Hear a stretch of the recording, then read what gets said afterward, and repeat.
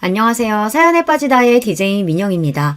오늘도 두 가지 사연 준비되어 있는데요. 끝까지 함께 해주시고요. 구독과 좋아요 버튼도 꾹 눌러주세요. 그럼 오늘의 사연 함께 시작해 볼게요. 안녕하세요. 전 대전에 살면서 베이커리 가게를 하는 41살 여자입니다. 좋아하는 유튜브를 통해서 여러분과 만나 뵙게 되어 정말 반가워요. 제가 살아온 이야기를 하는 데서 우리 남동생을 빠뜨리면 안 될 것 같아 먼저 소개를 드리려고 합니다. 제 동생은 늘 웅크리고 잡니다.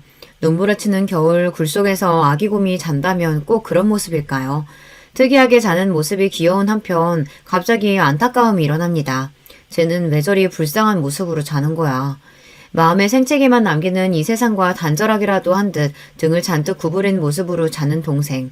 그러면 전 침대 위로 올라가 동생의 팔다리를 쭉쭉 밀어서 반듯하게 눕혀줍니다. 잘 때만이라도 정상인처럼 보였으면 하는 마음이었을까요? 하지만 동생은 눈을 찡긋거리더니 다시 원래의 웅크린 모양새로 돌아가곤 합니다. 다람쥐 쳇바퀴처럼 나는 반듯하게 자세를 고쳐주고 동생은 다시 웅크리는 꼴을 본 아빠가 말했습니다. 그만 좀 해라. 그게 다 무슨 소용이냐? 그것도 다 제가 멀쩡한 놈이 아니라 그리 자는 거라니까. 그런 아빠의 말에 반발심이 들어서 저는 동생과 똑같은 모습으로 옆에 웅크리고 눕습니다. 저도 이렇게 웅크리고 자는 게 좋아요. 이게 얼마나 편한지 모르실걸요? 괜한 아집을 부리는 어린 딸의 마음을 아빠가 모를 리 없었겠죠. 흥 콧방귀를 뀌고 모르는 사람처럼 아빠는 지나가 버립니다. 그 뒤부터 저도 동생과 같이 곰처럼 웅크리고 자는 버릇이 생겼습니다. 자기야, 그렇게 자면 팔 안 베겨? 가끔 남편은 제 자는 모습이 불편해 보인다며 고치라고 하지만 전 그저 웃습니다. 아니, 얼마나 안락한지 몰라. 자기도 한번 해보면 계속 이렇게 잘걸? 제가 동생을 바라보는 복잡단안한 마음을 여러분은 이해하시겠죠. 그 애가 가진 장애 때문에 내 가족이 아니려니 부정하고 외면도 해봤어요. 아무리 제가 그를 정상인처럼 행동하게끔 교정해봤지만 때때로 허사였습니다. 그래도 동생은 자기만의 느릿한 속도로 말하는 법을 익히고 세상을 이해해갔던 것 같아요. 끝내 자신이 잘하는 일을 찾았고 그 일이 힘들어도 멈추지 않았습니다. 그런 동생을 저는 누구보다 아끼고 사랑합니다.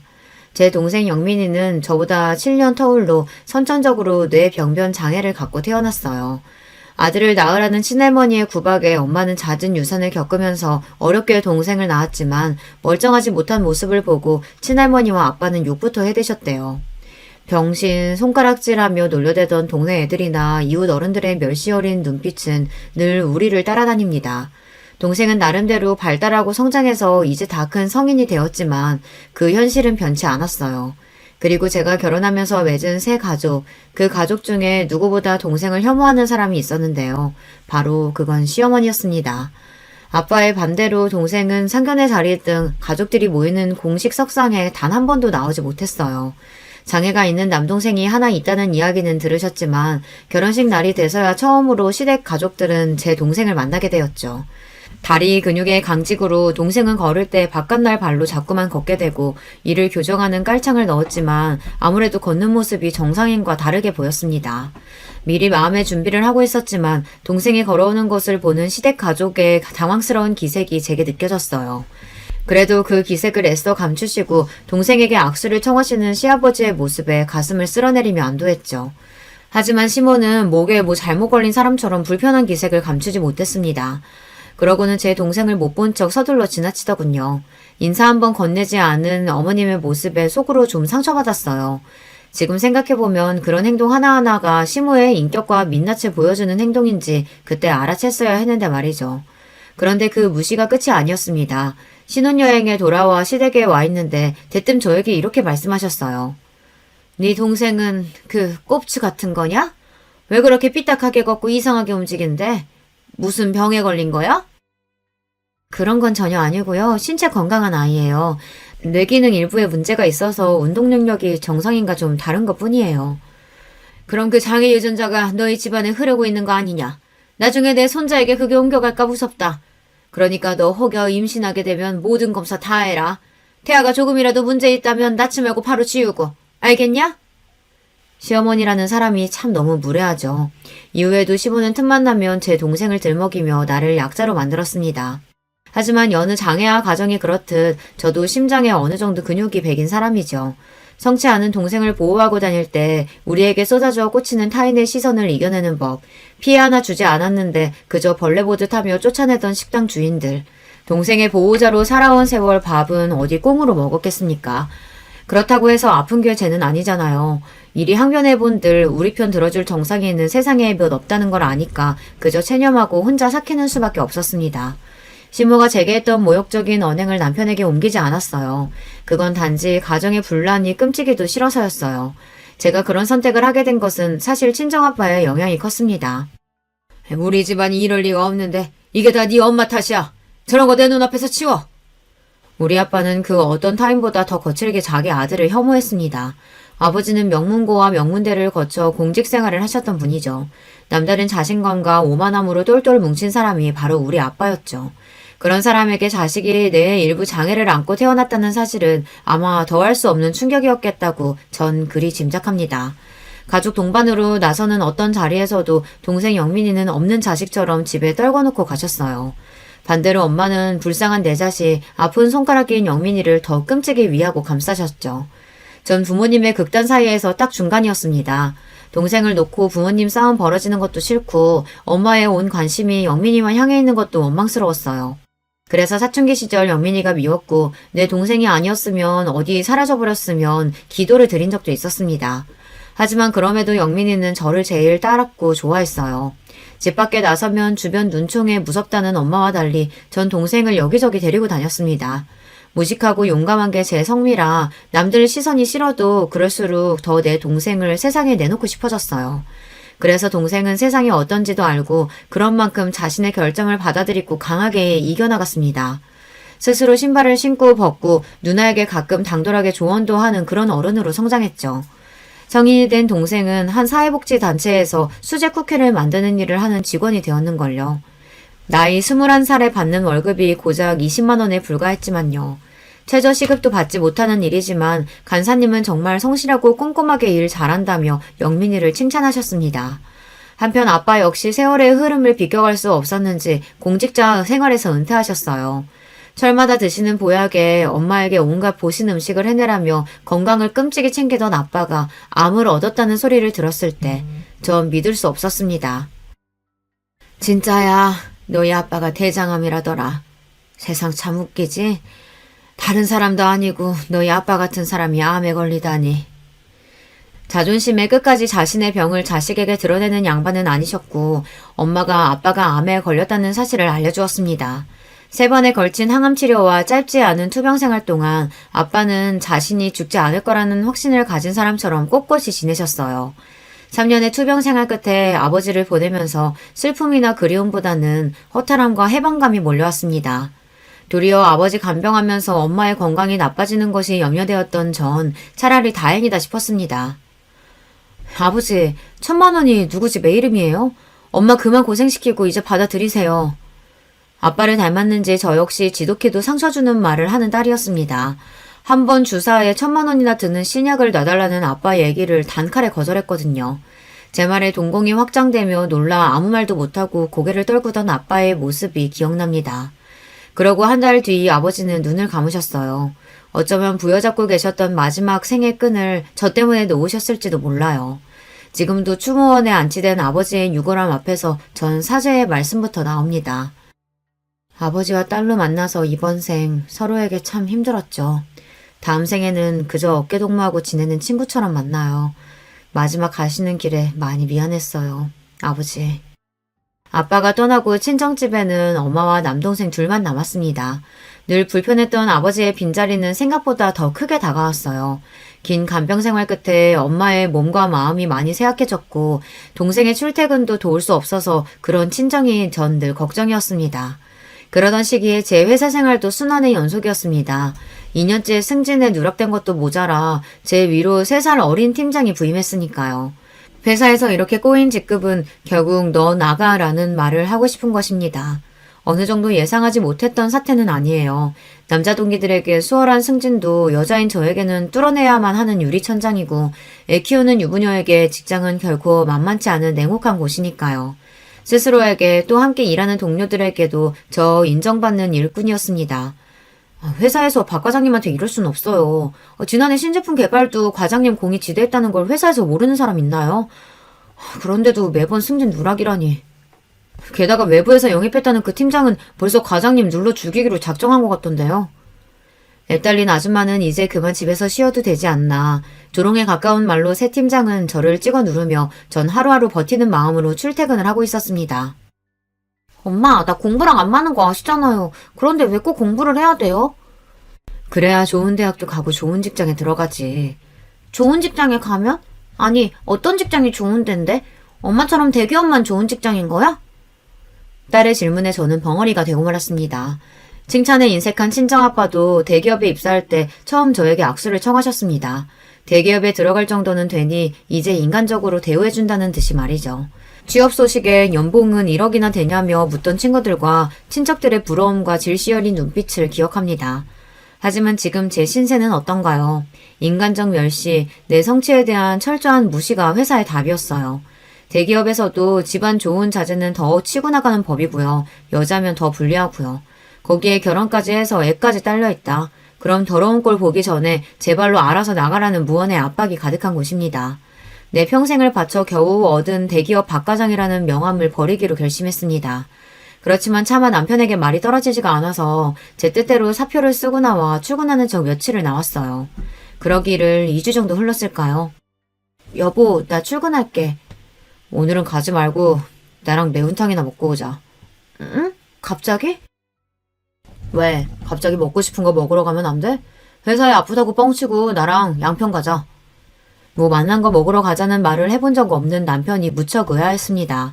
그가 이끄는 흰 간판에 붉은 글씨로 적힌 땡땡 매우탕 식당에 들어가서 자리에 앉아 아주머니가 내어주신 반찬을 하나하나 먹어보고 있었죠. 그동안 자기 회사 다닌다고 고생한 거 나도 알아. 회사에서는 집에서 살림이나 하라면 얼마나 구박했겠어. 할 만큼 했으니 이제 그만두고 집에서 은지 뒷바라지만 해라. 그게 무슨 말이야, 여보? 내가 네 몫까지 더 벌면 될 거 아니야. 너 오지 말라는 회사 뻥 걷어차놓고서 왜 떳떳이 남편한테 말을 못하냐? 네 남편이 너한테 그 정도 믿음밖에 못 준 거야? 남편 말에 서러움을 끄끄 참으며 눈물인지 콩나물인지 모를 것을 씹어대고 있었습니다. 그간의 서러움과 고생을 남편이 알아준다는 것 자체가 고마워서 고개만 끄덕였어요. 그렇게 14년을 다니던 회사를 그만두고 아침에 일어나 남편과 은지 아침만 챙겨주고 나면 찾아오는 시간의 여유로움을 처음 느껴보았습니다. 그래, 나 참 열심히 달려왔잖아. 이제 앞으로 내가 하고 싶은 일을 찾아보는 거야. 빈 시간에 이런저런 회사 이력서도 넣어보고 창업 설명회도 다니면서 어떤 일을 할까 기웃기웃거리며 내 동생 생각이 났습니다. 나는 여자라는 사실만으로 차별받아 이렇게 서러운데 장애 있는 내 동생은 세상 온 곳에서 배척당했으니 그 한이 얼마나 깊을까. 그리고 동생을 최저시급도 받지 못하는 지금의 직장에서 구해주고 싶었습니다. 여보, 내가 동생과 함께 할 수 있는 일을 해보면 어떨까? 처남이랑? 물론 그럴 수만 있다면 처남에게도 당신에게도 좋은 일이지. 근데 그런 일이 있겠나? 동생이 다니던 회사에서 쿠키를 잘 굽는다는 칭찬이 자자했습니다. 또 은지가 어릴 때 휴일날 함께 베이킹했던 기억이 저에게는 달콤하게 남아있거든요. 그런 생각을 하다 보니 모든 상황은 저를 이렇게 빵가게 사장으로 이끌었어요. 여러분 주변을 둘러보세요. 파리바게트 같은 대기업부터 개인 가게까지 베이커리 상점이 얼마나 많은가요? 레드오션 중에 레드오션이지만 전 용감하게 그 속으로 뛰어들어 보았습니다. 느리지만 정성스럽게 굽는 빵이라는 간판을 걸고 우리 남매의 가게를 열었어요. 당연히 처음에는 적자의 연속이었죠. 정말 어떤 날은 가게에 딱 한 분 손님만 오셔서 제가 남은 빵 여러 개를 덤으로 더 드렸던 기억도 있네요. 그 좋은 회사 걷어차고 한다는 게 고작 빵 쪼가리 파는 데라니. 기가 찬다 참. 그것도 네 장에 걸린 동생 데리고 가게가 아주 잘도 돌아가겠다. 어? 그러게 왜 그 좋은 데를 네 발로 차고 나오냐 나오길. 오늘 나온 빵 어머님이 다 사주실 것 아니면 동생, 아니 우리 직원에 대해 그렇게 말씀하지 마세요. 환영의 인사로 충분해야 할 개업식 날 찾아온 시모는 이렇게 말로 초를 치기 시작했습니다. 시모는 떠나는 순간까지 저에게 괜히 가게나 해서 집안 재산 들여먹는 거 아니냐, 동생은 내보내라는 등 잔소리 넘는 간섭으로 아주 기운을 빼놓으셨죠. 시모가 가시고 속상한 마음에 맥주 한 캔을 들이키는 저에게 남편은 미안하다는 듯한 한마디를 건네더군요. 오늘 엄마 말씀 많이 서운했지? 그런데 너무 미워하지 마라. 다 자식 걱정에 그러시는 거 아니겠어? 그러면서 남편은 통장과 도장을 제 앞에 내놓았어요. 안 그래도 가게 차리면서 은행에 진 빚은 있지 빵은 잘 안 팔리지. 돈 걱정이 많았던 제 마음을 남편이 알아준 겁니다. 그 돈은 바로 자기 용돈을 모아놓은 적금 통장이었어요. 통장에는 92개월간 모아온 1,470만 원이라는 숫자가 적혀 있었어요. 자기 한 달 용돈이 얼마나 된다고 그걸 떼서 이렇게나 많이 모았어? 놀란 마음을 감추고 이렇게 퉁명스레 얘기했지만 사실 속으로 떨렸습니다. 왠지 대학교 때 등록금 하려고 모아놨는데 저것이나 하는 거 보니 대학이나 갈까 모르겠다. 처남은 나한테 아들과 마찬가지라고. 그러니 처남 등록금이라고 생각하고 내가 도울 거 있으면 또 말해. 이러니 내가 시모는 싫어도 남편만 보며 어찌어찌 결혼 생활을 이어갔던 것 같아요. 많은 우려 속에 연 베이커리 가게는 저와 우리 친정 가족의 희망 그 자체였습니다. 동생은 빵을 구울 때 세상에서 가장 행복해 보였어요. 물론 보통의 사람보다야 많은 시간을 들여야 하죠. 하지만 정성스럽게 굽는 만큼 빵의 결은 더욱 보드랍고 쿠키의 버터 냄새는 더욱 고소합니다. 이 향과 맛은 오시는 단골 손님들이 더 기가 막히게 알아채세요. 사장님, 오늘 쿠키는 사장님이 구우셨죠? 우리 배우님이 구운 것과는 향 자체가 다르다고요. 맞죠? 맞죠? 어머, 귀신이네. 우리 배우군은 어제 손을 좀 다쳐서 오늘은 부득이 제가 구웠으니 양해해 주세요. 어머머, 우리 배우님 많이 다치셨나요? 도리어 손님 중에 이렇게 동생이 만든 빵을 선호하고 또 가게에서 안 보이면 걱정하는 분들이 늘어났답니다. 제 동생이 제일 좋아하는 동물은 곰, 그래서 가게에서 닉네임이 베어라는 명찰을 달고 있어요. 가게에 오시는 손님들은 동생을 베어님이라고 부르죠. 부분들에게 베어는 더 이상 내병변 장애인이 아니라 맛있는 베이커리를 굽는 파티셰입니다. 내 동생은 지금 최고로 행복하다면서 자기 일에 자부심을 갖고 누구보다 성실하게 일하고 있어요. 사람의 애정과 노력은 배신하지 않는 법이죠. 우리 베이커리를 찾아주는 손님들은 갈수록 늘어났답니다. 어떤 날은 가게 문을 닫는 9시가 되기 한참 전에 모든 빵이 다 팔리기도 해요. 어머, 퇴근하고 바로 뛰어오는데 벌써 솔드아웃이에요? 참, 오늘 하루가 고돼서 여기 빵 너무 먹고 싶었는데. 이렇게 아쉬움으로 발걸음을 돌리는 손님들이 생길 지경이었어요. 저와 동생은 욕심부리지 않고 하루 생산할 수 있는 만큼의 베이커리를 생산하느라 손님들의 기대에 못 미치는 양일 수 있어요. 그래도 우리 집 생활비에 동생 월급 그리고 가게 빚 이자를 내기에는 충분할 만큼 수익을 내게 되었죠. 저희 가게를 사랑해주시는 많은 분들께 이 자리를 빌려 정말 감사드려요. 한편 남편에게는 7살 어린 여동생이 있었는데요. 이 친구가 또 골칫거립니다. 우리 막둥이 봐라. 저렇게나 예쁘고 곰살 맞으니 어느 놈이 데려갈까 아깝기도 하네. 네 주변에 누구 좋은 사위감 없냐? 사자 직업 아니면 남자 집안에 건물 한 채 정도 있는 남자라야 신우에게 대볼 수 있다는 시모의 말에 실서가 나왔습니다. 고슴도치 눈에는 자식의 가시도 장미 이파리처럼 보이는 격이죠. 언니, 나 친구랑 여행 왔다가 수중에 돈 한 푼 안 남아버렸어요. 그러니까 언니가 나 좀 데리러 와줘요. 거기가 어딘데요? 운전면허도 없는 대학생이 강원도 양양까지 갔다니 거기에다가 교통비도 없어서 못 오고 있다는 말을 부끄럽지도 않은지 서슴지 않고 합니다. 신우이는 그런 여자예요. 약삭 바르고 눈치가 굳어낸 여우라 그런 막내딸이 이쁘다며 시모는 물고 빨고 어린애 대하듯 오냐오냐 키우셨어요.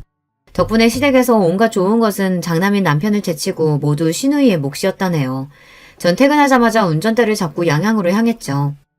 언니, 지금 이렇게 늦게 오면 어떡해요. 배고파 뒤지는 줄 알았네. 차에 뭐 먹을 거 있어요? 반갑고 고맙다는 인사는 뒷전이고 만나자마자 짜증을 내는 신우이의 옆에는 머쓱하게 서 있는 한 남자애가 보였습니다. 이 남자가 아가씨랑 같이 온 사람이에요? 아가씨 친구랑 여행 왔다면서요. 남자친구랑 외박까지 한 거 어머님이랑 오빠가 알면 경을 칠 텐데. 그러니까 내가 언니한테만 연락을 했죠. 이 일은 무덤까지 갖고 갈 비밀이에요. 아셨죠? 자기야, 어서 차 타고 가자. 추워. 이렇게 신우이와 남자친구를 태우고 다시 3시간 반이 걸려 서울에 도착한 경험이 있습니다. 이번 일을 보시면 알 수 있듯이 신우이는 제멋대로의 성격에 남자도 수없이 갈아치웠어요. 고등학교 때 사귀다가 같이 가출해서 일주일 함께 살다 온 30살짜리 남자부터 시작해서 성인이 된 이후에는 남자친구가 매번 변하는 통에 몇 명인지 셀 수도 없었죠. 촌스럽게. 걘 그냥 잠깐 만나는 애일 뿐이고 무슨 남자친구라고 잔소리해요. 아가씨는 그냥 만나는 남자랑 손도 잡고 외박도 하나 봐요. 내가 인기가 좋아서 오는 남자 뭐 어떻게 막으라고. 그리고 난 결혼 생각 없으니까 애인이나 많이 만들어두는 거죠. 나도 생각이라는 게 있는 년인데 언니처럼 구질구질하게 사는 거 보고 내가 결혼하고 싶겠어요? 어찌 보면 똑똑하고 아주 계산적인 친구죠. 시댁에서 얼마나 대접 못 받고 사는 며느리인지 제가 신우이 눈에는 그리 보였나 봅니다. 그렇게 남자들과 동거도 서슴지 않던 신우이는 자기 아버지와 오빠에게는 철저히 비밀에 붙여달라며 끝까지 저를 자기 편으로 두었죠. 저도 이유를 잘 모르겠어요. 얄밉지만 신우이의 자유로운 청춘을 지켜주고 싶은 마음이었던 건지 시아버지에게는 물론 남편에게까지 신우이의 잘못을 감춰주었으니까요. 철없고 이기적이긴 해도 그 나이 때에 못 모를 땐 그럴 수 있지. 신우이는 적어도 시모처럼 동생을 들먹이며 제 가슴 후벼 파는 말을 하지는 않았으니까요. 그런데 싱글을 자유롭게 즐기겠다던 신우는 갑자기 결혼 발표를 했습니다. 그 이후 전 시모와 신우이의 추악한 민낯을 대면하고 말았고요. 결혼하겠다며 신우가 데려온 남자는 유명한 식품기업에 다니고 있는 회사원이었어요. 외모는 평범했지만 성실하고 책임감 있는 남자로 보여 시집 보내기에 안심이었습니다. 그런데 천방지축이던 신우이는 그 남자 옆에서는 세상 제일 조신하고 참한 여자처럼 연기하더군요. 입을 가리고 조그맣게 호호 웃고 술 한잔 같이 하자는 남자의 제안에 얼굴을 붉히면서 말이에요. 자기도 참, 저 술 한 방울 못하는 거 알면서. 정말 여배우 저리 가라 할 대단한 연기였습니다.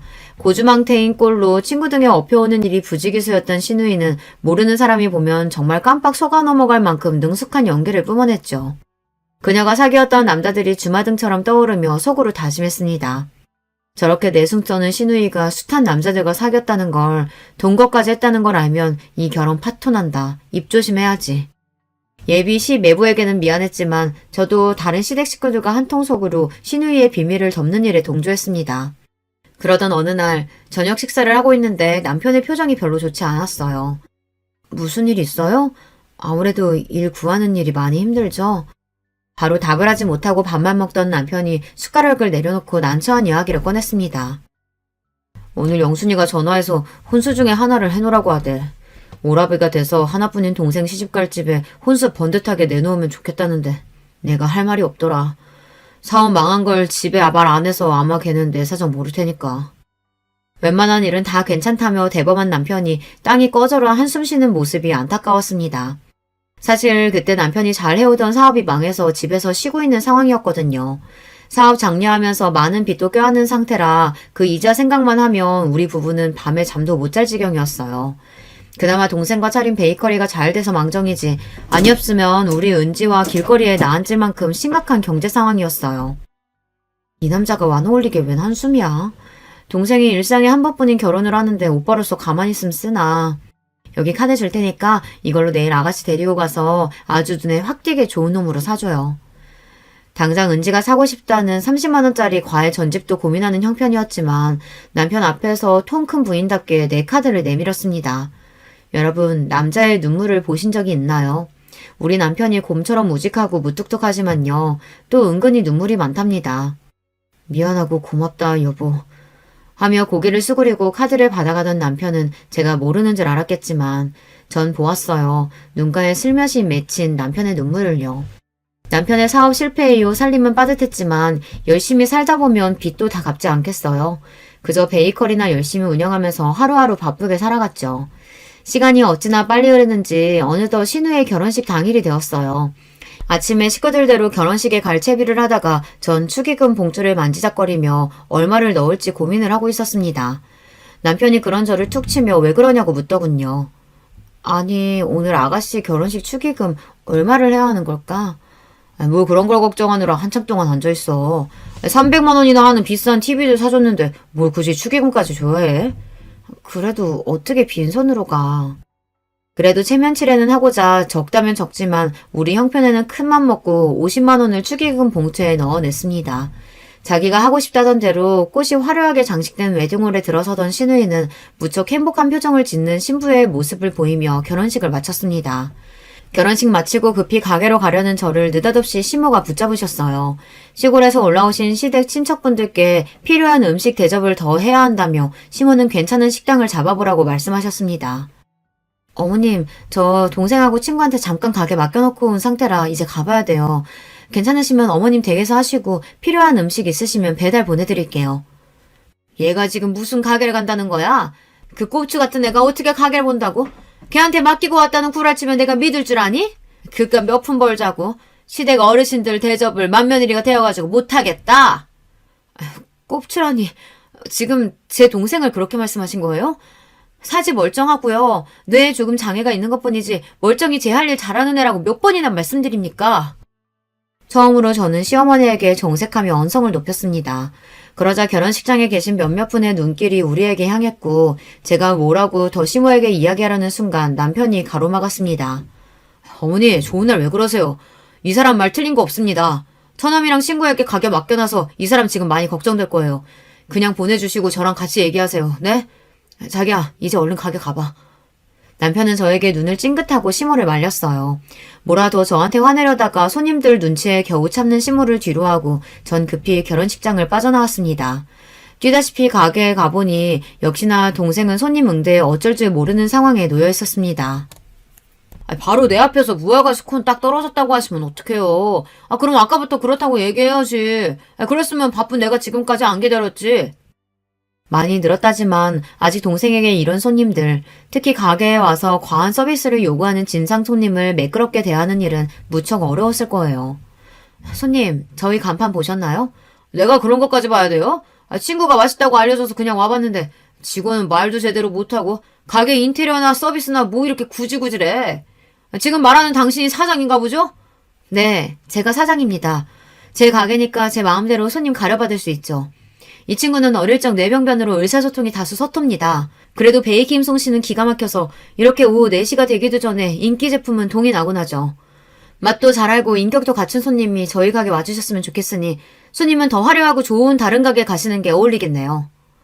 내 동생에게 삿대질을 하려던 그 진산 손님, 멱살이라도 잡아채서 내보내고 싶었지만 화를 꾹꾹 누르고 최대한 정중하게 손님에게 가시라고 했습니다. 있는 대로 콧방귀를 끼워가며 기분 나쁜 티 팍팍 내고서 그 진상은 나가버렸고요.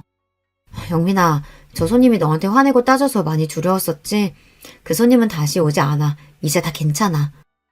불안한 마음이 되자 영민이가 예전에 가지고 있던 틱 현상이 다시 도졌어요. 손가락을 잔뜩 구부리고 고개를 까딱거리던 동생은 우는 얼굴이 되어 제 품에 안겼습니다. 저는 그런 동생을 토닥이며 괜찮다 달래주었죠. 친구가 화장실에 간다며 자리를 비운 10분 사이에 이런 일을 당했다는데 그보다는 제가 더 일찍 와서 옆에 있어야 했다는 죄책감으로 미안한 마음뿐이었어요. 이렇게 신우이의 결혼식 날은 저에게 여러모로 힘들었던 날로 기억됩니다. 그런데요, 이 일들은 곧 닥쳐올 시련의 예고편에 불과했습니다. 이튿날 시모가 우리 가게에 찾아와서는 한바탕 뒤집어 놓고 갔거든요. 내가 말하고 있는데도 무시하면서 시어른들 나 몰라라 하고선 너 그날 잘도 도망치더라? 그래서 그 대단하신 가게가 얼마나 잘 됐는지 내 눈으로 구경을 왔다. 뭐 손님이 그리 많지도 않구만. 가게 안에는 손님이 몇 분 계셨는데도 아랑곳하지 않고 시어머니는 이렇게 대놓고 역정부터 내셨습니다. 어머님, 손님도 계신데 언성을 좀. 영민아, 여기 이 손님 갖고 오신 빵 계산해 드릴 수 있지? 네, 사장님. 씩씩하게 대답하던 동생은 천천히 그렇지만 온 신경을 집중해서 손님 빵을 하나하나 계산해 드리고 있었습니다. 그 모습을 물끄러미 바라보시던 시모는 저에게 그러셨어요. 가만 보면 너도 어디 하나가 모자란 것도 같다. 네 동생이 빵이야 굽는다 쳐도 구태여 손님들한테 보이는 게 창피하지도 않니? 내가 손님이면 빵 사러 왔다가 어이쿠야 하고 놀라서 나가버리겠다. 지금 하신 말씀 취소하세요. 영업장에 와서까지 제 동생 모욕하시면 저 가만히 안 있습니다. 그때 제 눈앞에 번쩍하고 성광이 보였습니다. 화가 난 시모가 제 뺨을 한 대 올려버린 것이었죠. 이 건방진 년이 지난번 일도 그렇고 오늘 또 뭐라고 짓거리는 게야? 말이 나와서 말인데 결혼식 축의금도 고정 50만 원에 따라? 하나뿐인 시누이다 이년아. 네가 그러고도 가족이야? 네 동생만 그렇게 챙기고 살 거면 차라리 내 아들하고 이혼이나 해. 시모의 말에 너무 기가 막혀서 금세 대답이 나오지 못하고 잠시 어버버했어요. 그때 그 광경을 지켜보시던 단골 손님이 저 대신 나서주셨습니다. 어르신, 제가 나설 입장은 아니지만 우리 배우님은 이 가게에 없어서는 안 될 뿐이에요. 어서 우리 사장님과 배우님에게 사과해 주셔야겠는데요. 아니면 영업 방해와 폭력으로 경찰에 신고하겠어요. 이 여자는 또 뭐야? 당신이 뭔데 내 아들 가게에서 이래라 저래라. 그만! 제발 어머님은 빠지시라고요. 전 더 이상 참지 못하고 시모에게 내지르고 말았습니다. 당신하고 다시 얼굴 볼 일 없게 할 테니 이제 내 가게에서 나가세요. 여긴 나와 내 동생의 가게고 당신 아들은 지금 백수로 놀고 먹고 있으니까 어머님은 아무 권리가 없으니 당장 나가시라고요. 시몬은 자기 아들이 백수라는 부분에 놀랐는지 제가 막무가내로 쫓아내서 당황한 건지 모르겠지만 획하니 가게를 나가버렸습니다. 저분 시어머니 맞죠? 참 사장님 마음고생이 심했겠네요. 시모가 절 때리고 서로 싸우는 광경을 본 데다 제가 서럽게 우니까 동상은 불안해하며 펄짝펄짝 제자리에서 뛰어댔습니다. 그 손님은 동생의 손을 잡아주면서 달래주는 한편 제 편에 서서 이야기를 들어주었고요. 그러네요. 손님이 현명하네요. 나도 이제 저런 시어머니 뻥 차버리려고요. 멀쩡히 서 있을 기력도 없던 저는 남은 빵을 손님에게 다 드리고 일찍 가게 문을 닫았습니다. 동생을 집에 데려다주고 나서 남편에게 곧바로 전화했어요. 그리고 마음속에서 몇 번이나 다짐했던 말을 내뱉었습니다. 나 당신이랑 못 살 것 같아. 나에게는 더없이 좋은 남편이었지만 우리 은지에게서 아빠를 빼앗고 싶지 않았지만 어머님 때문에 결국 난 당신을 떠날 거야. 지금 그분과 같은 하늘 아래 숨쉬고 있다는 것만으로도 미칠 지경이니까 날 놔줘요. 아마 남편은 마른 하늘에 날벼락 맞은 심경이었겠죠. 하지만 그간 시모가 저지른 추악한 일들, 오늘 일까지 남편에게 모두 쏟아내었습니다. 남편은 갑작스러운 이혼 통보를 믿기 힘들어했지만 전 생각할 여유도 주지 않고 바로 짐을 싸서 가출해버렸어요. 여러 번 울려대는 남편의 전화를 차단하고 가게로 찾아오는 남편을 외면하며 전 홀로 설 준비를 하고 있었습니다. 그렇게 매일 울며 지내던 어느 날 가게로 신우이가 찾아왔어요. 내가 그리 친동생처럼 살뜰히 챙겨주었지만 정작 그 애는 내 동생 보기가 껄끄럽다며 우리 가게를 방문한 것은 이번이 처음이었죠. 뭐 인스타에서 입소문 좀 탄 것 같던데 직접 보니 썩 대단하진 않네요. 언니도 참 한심해요. 지금 한가하게 빵이나 팔 때예요. 한가한 건 아가씨죠. 난 이 가게 열심히 해서 돈 벌어 은지 키우고 빚도 갚아야 하니까 여기가 전부인데 지금은 바쁘니까 서로는 됐고 간단히 용건만 해줄래요, 아가씨? 무슨 일로 여기까지 온 건가요? 언니 한 사람 때문에 우리 집안이 풍비박산 났다고. 내가 알던 우리 오빠는요. 부모님 말씀은커녕 내 말도 거절하는 법이 없이 고분고분 따랐던 착한 사람이었어요. 그런데 언니가 중간에 뭐라고 분탕질을 쳤길래 엄마랑 맨날 전화로 다투더니 이젠 급기야 집에서 한바탕 소란을 피웠지 뭐예요? 내가 왜 이혼하기로 했는지 오빠한테 들어서 알 텐데요. 아가씨 혼수로 비싼 선물까지 사줘놓고 축의금 50만 원 냈다고 당신 엄마한테 뺨 맞고 그 소모를 당한 내 앞에서 자기 엄마 편들 일인가요? 그리고 아가씨는 왜 우리가 혼수해준 얘기는 어머니께 입국 담으셨어요? 그건 엄마한테 혼수비 받아서 그걸로 갖고 있던 카드비 갚느라 그래요. 아, 뭐 다 갚은 것도 아니에요. 300만 원 가지고 고작. 고작? 우리 은지 학원비 내는 것도 빠듯한 형편이에요, 지금. 당신 오빠 백수 된 지 오래라 나 혼자 아등바등 벌어 살면서도 불평 한 번 하지 않았고 혼수로 300만 원 쓴 게 우리한테 얼마나 큰일이었는지 알기나 해요? 세연이가 뭐나 된다고 이런데. 오빠 잠깐 힘들 때 생활비 좀 버는 거? 아, 지금 그거 가지고 유세하는 거였어요? 저런 삐리삐리한 동생 데리고 하는 이딴 가게 하나 갖고 거만 떴는지 몰라도 당장 이혼 취소하고 우리 엄마한테 사과부터 드리세요. 지난 일에 자기 탓이 있다는 걸 알면서도 신우는 나한테 미안한 마음 요만큼도 표현하지 않았습니다. 오히려 밉살맞게 끼어들어 조언이랍시고 짓거리고 가는 신우이의 뒷모습에 전 오기마저 들었습니다. 이게 아주 제대로 까부네. 오냐, 어디 넌 결혼생활 끝까지 잘할 수 있나 보자. 예전에 받은 신우이의 전자청첩장에 시 매부의 이메일 주소가 담겨있던 것이 기억났어요. 신우이의 정체를 낱낱이 밝히는 장문의 글을 써서 신우 남편에게 메일로 쏴버렸습니다. 그 이메일에는 신우가 미혼 시절 얼마나 남자관계가 더러웠는지, 게다가 임신해서 낙태수술을 받기 위해 나와 같이 산부인과에 갔던 일까지 모조리 담아서요. 이 일로 앞으로 시댁에 어떤 일이 닥칠지, 남편은 중간에 얼마나 괴로울지 고민도 없이 그저 마음 가는 대로 저질러버렸습니다. 이렇게 무시무시한 복수를 제가 하게 될 줄은 저 참 독하고 사악한 사람이었나 봅니다. 제가 보낸 글 한편의 파급력이 얼마나 컸는지 얼마 뒤 절 찾아온 남편의 말을 듣고 직감할 수 있었어요. 내가 자꾸 찾아오는 거 싫어하는 거 알지만 그저 당신 잘 지내나 궁금해서 왔어. 나는 잘 못 지낸다. 제가 폭로한 신우의 과거에도 놀라운 사실 하나를 더 심외부가 알아냈다고 합니다. 글쎄 신우이가 자기 남편의 친구와도 짐승 같은 짓을 벌였던 사실이 발각당했다고요. 돌이킬 수 없는 많은 죄를 저지른 신우이는 자기 남편에게 쫓겨나서 이제 시댁에 들어와 살고 있습니다. 그런데 그녀는 아직까지 정신을 차리지 못했어요.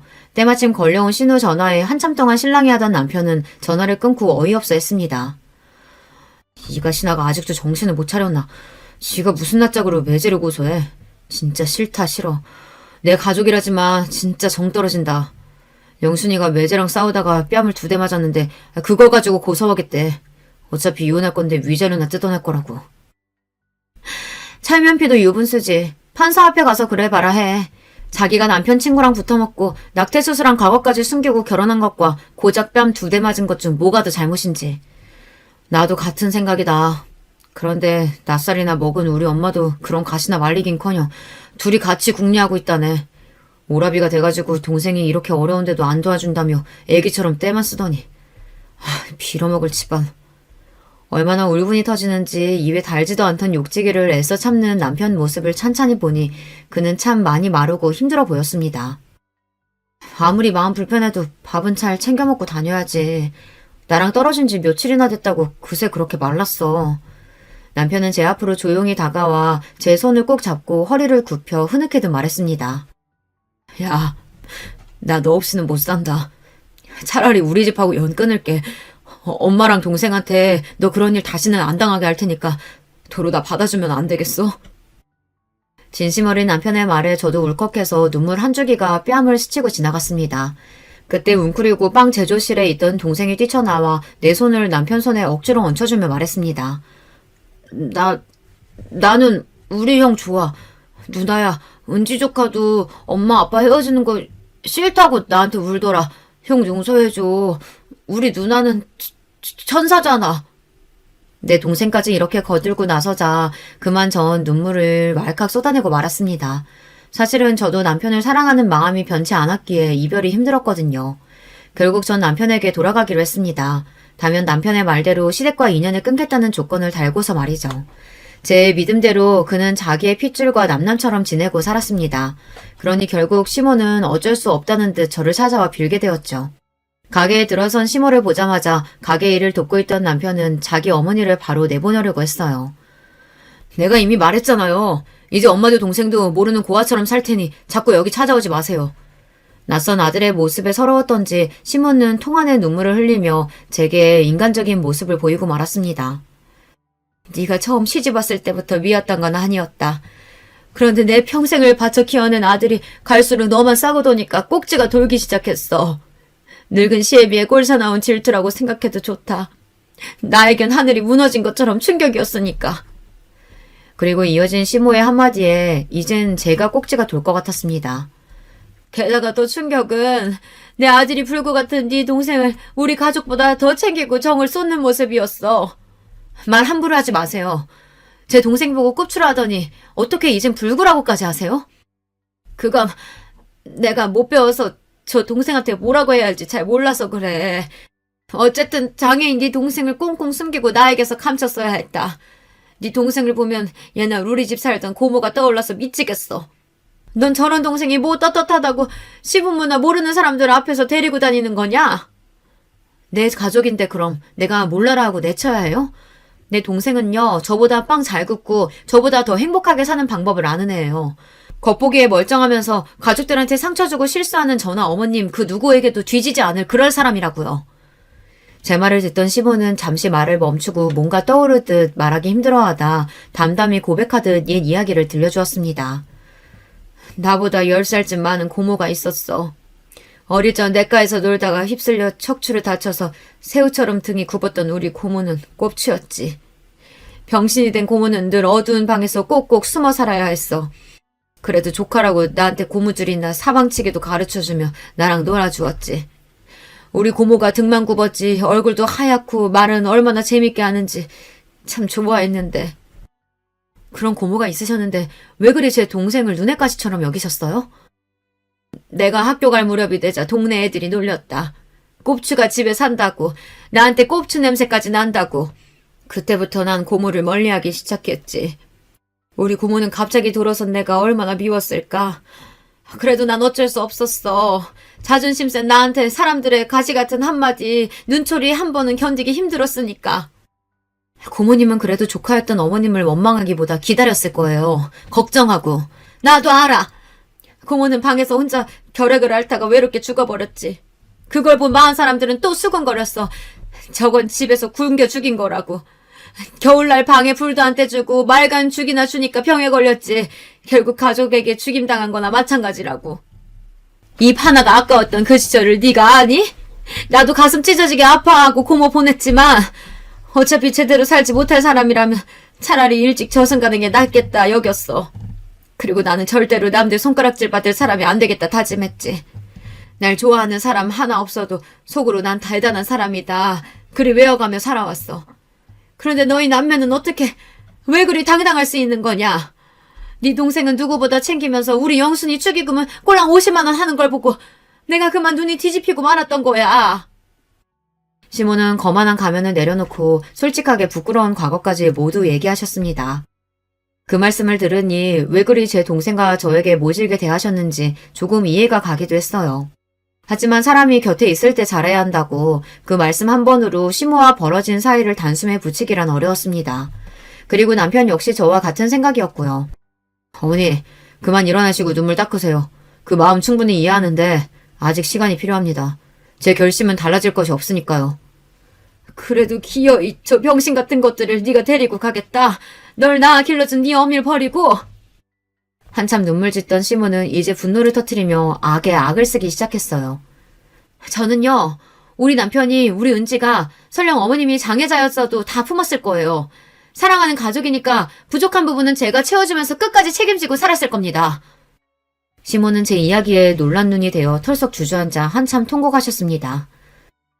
나 이만 가마.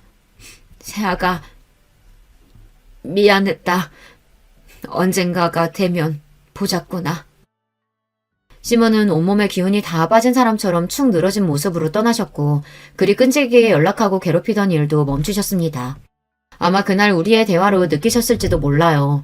서로에게 적당한 거리를 갖고 각자의 상처가 아문 그 어느 나중에 보는 것이 현명하다는 것을 말이죠. 이렇게 혼란스러운 일들이 지나자 우리 세 식구는 평화롭게 지내게 되었습니다. 남편은 백수 생활을 접고 어느 기업체에 취직해서 잘 다니고 있고 전 여전히 동생과 함께 베이커리 가게를 하며 삽니다. 제 삶에서 전과 달라진 점이 있다면 만사에 더 감사하게 되었다는 것. 명절마다 시댁 챙기느라 못 갔던 우리 친정에 가서 재미나게 지내다 온다는 것. 남편과 더 돈독하게 부부의 정이 쌓아간다는 것. 그 정도일까요? 미래의 일은 알 수 없기에 언젠가 시모와 시누이를 만나게 되겠지만요. 만약 이전과 같은 모습이라면 얼마든지 손을 뻗어 내 삶에서 밀어낼 작정이기에 전처럼 두렵지만은 않습니다. 그리고 이제 제 이야기를 마무리하려고 합니다. 가게에서 틈틈이 이 글을 쓰는데 동생이 무척 많은 관심을 가지고 쳐다보더군요. 누나가 글을 쓸 때 표정 이쁘다. 이번 기회로 시작해서 제가 살아온 일 외에도 조금씩 글을 써보려고 합니다. 처녀작이라 부족함이 많았는데 불구하고 끝까지 들어주신 구독자 여러분께 깊은 감사드립니다. 아, 마지막으로 이 말씀 드리고 싶어요. 어떤 사람이 말하더군요. 어린이는 내가 살아온 길을 보여주고 노인은 내가 살아갈 길을 보여주고 장애인은 내가 갈 수도 있는 길이라고요. 나와 내 가족이 갈 수도 있는 길을 현재 걷고 있는 장애인들에게 따스한 시선 보내주시면 참 좋겠습니다. 이만 여러분 모두에게 빵냄새처럼 향긋한 일생을 바람하지 않으며 안녕히 계세요. 안녕하세요. 저는 IT 업계 회사에서 오래 근무해온 50대 중반의 남자입니다.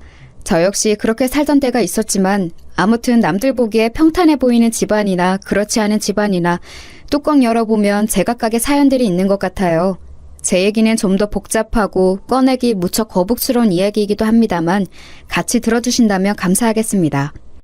저와 아내는 회사에서 만났고 아내는 결혼하는 즉시 회사 일을 그만둔 케이스예요. 예전부터 현모양처가 꿈이라고 했었고 저도 수입이나 형편이 나쁘지 않았기 때문에 기꺼이 그렇게 하라고 했답니다. 그래서 얼마 안 있다가 신혼 1년이 지나 아기가 들어섰고 저희 집에 아들이라고는 저 하나밖에 없었기 때문에 아주 경사가 났답니다. 어머니는 우리 아들이 태어났을 때 가끔 봐주시기도 했고 자라는 내내 해마다 적지 않은 용돈을 꼬박꼬박 주셨었어요. 아내는 그때마다 감사하다는 인사를 했었고 어머니도 흐뭇해하셨고요.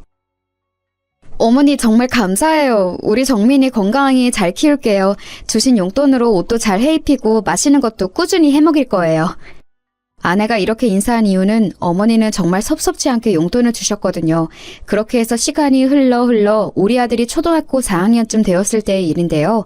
그쯤 되어 어머니가 많이 아프셨어요. 연세도 연세이기도 하고 그쯤 되면 다들 몸이 안 좋아진다고 하지만 특히 관절이 너무 약해지셨더라고요. 한 번은 지하철 계단에서 쓰러지시기도 하고 제가 정말 헐레벌떡 모시러 갔던 기억도 나요. 이런 일이 몇 번 있으니 어머니를 혼자 두고 싶지 않더라고요. 아내도 이 사실을 알고 걱정했고 한 번은 누나들과 의논을 해야겠다는 생각했어요. 근데 아무리 고민해봐도 어머니를 모실 수 있는 입장은 저밖에 안 되겠더라고요. 아내에게 의견을 물었더니 곧장 바로 수긍을 하더라고요. 그래, 당연히 우리가 모셔야지. 어머니가 우리 정민이랑 나를 얼마나 각별히 챙겨주셨어. 우리 엄마한테 물어보니까 원래 그 나이 되면 다 관절이 엉망진창이 된대. 더 물어볼 것도 없이 얼른 정리하고 오시라고 말씀드려. 이 부분에 저는 무척 감사하는 마음이 컸고 적극적으로 반영을 해서 모든 일이 일사천리로 이루어졌어요.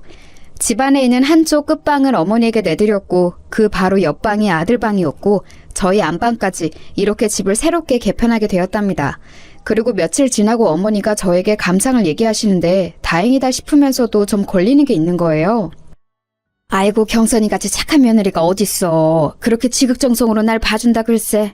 화장실 오갈 때도 계속 물어봐. 괜찮으시냐고. 낮에도 뭐 먹고 싶냐고 물어서 계속 갖다 주더라. 그런데 사돈 어른이 평소에 이렇게 자주 오시니? 내가 여기서 니네 신세지며 할 얘기는 아니다만. 그래서 전 조금 놀랍고 무슨 일인가 했어요. 나중에 아내를 통해서 물어보니 이렇게 말하는 거예요. 아, 엄마가 정민이 계속 보고 싶대서 그냥 편하게 오라 했어. 서로 의식하면 불편하니까 그냥 신경 안 쓰고 각각 있다 가면 되잖아. 어머니도 괜찮다고 하시던데? 그리고 우리 엄마는 정민이 어지간히 이뻐하잖아. 학교 등하교도 계속 본인이 시키겠다고 하는데 애 데려와서 집에서 잠깐 쉬시게 해야 하니까. 이때까지만 해도 제가 너무 과민하다고 생각을 했어요. 아내 말 맞다나 우리 장모님이 애 어릴 때부터 봐주시기도 했고 집을 수시로 드나드셨으니까요. 그런데 어머니가 어느 날부터 다시 이렇게 말씀을 하시는 거예요. 있잖아 제철아, 나 간병인을 새로 구해주는 게 낫지 않겠니? 아무래도 경선이한테 계속 부탁하기도 좀 그렇고 사돈도 계신데 여러모로 마음이 편치가 않구나. 때마다 자꾸 이런저런 얘기하기 힘들어서 말이야. 어머니 말씀을 들어보니 뭔가 제가 모르는 상황이 있을 것 같아서 신경이 쓰였어요. 아내에게 이 말을 했더니 손사래를 치며 그러지 말라는 거예요. 아우 어머 무슨 간병인을 써. 너무 생돈 나가게 하는 거 아니야? 내가 충분히 잘 모실 수 있어. 걱정하지 말고 나한테 맡기라니까. 그럴 돈을 차라리 나한테 반만 줘. 나도 어머니 모시고 어떻게 해야 할지 애매했었어. 병원도 그렇고 좀 더 시간 내볼 테니까 돈 엄한데 쓰지 말고 나한테 반 주고 나도 지금 하는 알바 정리하고 어머니한테 집중할게. 솔직히 어머니 말도 맞단 생각이 들어 이렇게까지 하고 싶지는 않았지만 아내가 한사코 강하게 얘기하길래 그러기로 했어요. 오전에 지인 아는 식당 알바 도와주고 왔다 갔다 하니 가끔 덩그러니 어머니랑 장모님만 계실 때도 있었나 보더라고요. 이렇게 말하니 어머니도 그냥 알겠다 하시기에 이후로는 상황이 잘 지나간 듯 했었어요. 왜냐하면 아내는 어머니 모시고 마트도 가고 병원도 다녀오고 어디 다녀왔다고 저에게 종종 연락도 잘해주더라고요. 어머니도 이때 만족해 하셨고요. 아휴 어째 나 혼자 있을 때보다 경선이랑 있으면 더 잘 다니는 것 같아. 애가 챙겨주니 고맙기도 하고 차라리 그 알바비인지 뭔지 경선이한테 얼마 주고 부탁하는 게 훨씬 낫구나. 처음에는 좀 어색했는데 말이야. 그래서 마음을 놓고 있었지만 어느 순간부터 어머니 표정이 점점 어두워지시고 말수도 줄어드시더라고요. 제가 약간 걱정을 하고 있으려니 아내가 그 부분에 대해 설명을 해주었어요. 근데 이 말이 전 슬쩍 기분이 나빴지 뭐예요? 어머니 요즘 기력이 없으신 것 같아. 나랑 있을 때도 저러셔. 엄마 말로는 아마 이제 몸도 망가질 대로 다 망가지고 회복이 까마득하니 마음도 처지는 걸 거라고 하더라고. 어머니 몸이 그렇게까지 안 좋으신 건 아닌데 다리랑 허리를 제대로 못 쓰시는 거지 많이 엉망이 된 건 아니야. 에이, 뭘 또 그걸 따지고 있어. 그냥 그렇다는 얘기지. 아무튼 어머니 컨디션은 그러실만 하다는 거야. 너무 예민하게 듣지 마. 아내는 이렇게 말을 하고 넘어가길래 제가 볼 땐 저보다 더 어머니랑 오래 있으니 훨씬 더 정확할 거라고 생각을 했어요. 그래봤자 평생을 저와 함께했던 어머니인데 왜 그 기간 모셔준 아내의 의견을 더 의지했던 걸까요? 이후로 어머니는 좀 확연하게 달라지셨답니다. 어머니, 전에 나물 한번 무쳐본다고 하지 않았어요? 주말에 한번 해보실래요? 나물? 글쎄, 내가 그랬나? 한번 해볼까? 에이, 참 당신도 어머니 그런 거 하기 힘드셔. 하나부터 열까지 손이 얼마나 많이 가는데 내가 알아서 할 테니까 그냥 둬. 이렇게 아내가 공연히 옆에서 말을 자르고 어머니 표정이 어두워지시는 걸 보니 기분이 좀 안 좋았어요. 그리고 갑자기 어머니는 저한테 누나의 안부를 물으셨어요. 서울에 사는 작은 누나 말이에요. 제철아, 제희 많이 바쁘대냐? 거기 좀 가보고 싶구나. 안 그래도 저 역시 누나랑 얘기할 게 좀 있었던 거로 그날 저녁 통화를 했고 곧장 모셔갔답니다. 나야 엄마 잠깐 왔다 가는 건 상관없지. 근데 엄마가 기력이 없다고? 왜? 일단 내가 엄마 모시고 갈게. 어디 많이 아픈가? 이렇게 누나가 엄마를 모시고 갔는데 며칠 뒤 다시 데려다 주면서 이런 말을 하는 거예요. 제철아, 혹시 옆에 올케 있어? 없지? 있잖아. 나 좀 고민해 본 게 있는데, 있잖아. 엄마랑 올케랑 사이가 좀 어떤 것 같아? 전 전혀 예상하지 못한 말에 약간 가슴이 울렁거렸어요. 이 사람이랑? 왜? 어머니랑 잘 지내는 것 같은데. 누나 왜 그런 얘기를 하는 거야? 누나는 이때 숨을 들이쉬더니 잘 들으라면서 작게 말하더라고요. 생각해봐. 너 좀 듣기 거북하겠지만 나는 좀 이해가 안 가서. 보통 시어머니 병원 간다거나 간병인 붙여드린다고 하면 대부분의 며느리들은 그냥 둬. 자기 일거리가 줄어드니까. 근데 굳이 그 금액 반 달라고 하면서 자기가 모신다고 했다며. 근데 그날도 내가 엄마 태우러 갔을 때 보니까 올케 표정이 썩 안 좋더라고. 엄마한테도 약간 틱틱대듯이 말하고 말이야. 내가 있는데도 저러는 걸 보니까 없을 땐 어떨까 잠깐 생각이 들었어. 그리고 엄마 우리 집에 있던 그 3박 4일간 얼마나 잘 드셨는데 별거 없는 것도 되게 잘 먹고. 여기서 할 말을 잃었지만 누나는 계속해서 말을 하더라고요. 있잖아, 내가 신우짓 하는 게 아니고 엄마랑 관련된 거니까 얘기를 할 수밖에 없는 거야. 이거 좀 과하게 느껴질지 모르지만 말이야. 혹시 몰라서 그러니까 그 홈 CCTV 한번 달아보는 거 어때? 그거 하기 어렵지 않거든. 저는 그렇게까지 해야 되나 싶어 말이 순간적으로 턱 막혔어요. 그런데 누나는 계속해서 강조를 하더라고요. 아니면 어쩔 수 없고 그 다음부터는 치우면 되지. 내 말은 길게도 말고 한 이틀 정도만 켜두고 봐봐. 집에 안 쓰는 공기계 있을 거 아니야. 진짜 내가 괜히 이러는 게 아니고 우리 남편도 내 얘기 들어보니까 평소 그렇게 활달한 엄마가 네 집에서 기력이 없다니까 좀 이상하대. 처남댁이랑 잘 안 맞으시는 거 아니냐며. 그리고 난 좀 신경 쓰이는 게 어쨌거나 돈 100만 원 받고 시어머니 봐드리기로 했으면 그 시간대에 자기 엄마 부르는 거 좀 아니지 않니? 엄마 얘기 들어보니 사돈이 그렇게 들락날락 하신다더만. 이것도 심지어 엄마가 먼저 한 얘기도 아니야. 내가 이것저것 물어봤더니 하는 얘기마다 다 사돈이 같이 계셨더라. 마트니 뭐니 엄마 모시고 어디 갈 때도 사돈이 운전하거나 뒷좌석에 계속 탔었다며? 엄마 얼마나 불편했겠냐? 저는 장모님이 이 무렵 때도 평소처럼 그렇게 자주 오시는지 몰랐어요. 어머니가 장애가 있으신 것도 아니니 일단은 집에 계실 수 있고 아내는 알바를 그만두는 김에 아이 등하교도 다 자기가 한다고 했거든요.